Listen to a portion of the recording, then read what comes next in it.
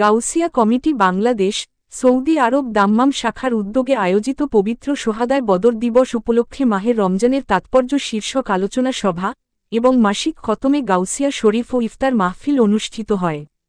রিয়াদ থেকে মুহাম্মদ জাহেদুল আলম রানার পাঠানো তথ্য।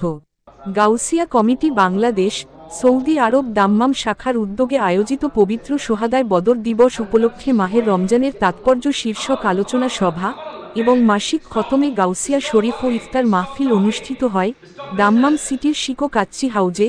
জনাব আলহাজ মুহাম্মদ মোহরম আলীর সভাপতিত্বে অত্র সংগঠনের অর্থ সম্পাদক জনাব মুহাম্মদ মহিউদ্দিনের সঞ্চালনায় এতে প্রধান অতিথি ছিলেন হজরতুল আল্লামা মাওলানা জয়নাল আবেদিন আল কাদেরী, সম্মানিত মুদাররিস জামিয়া আহমদিয়া সুন্নিয়া কামিল মাদ্রাসা, চট্টগ্রাম।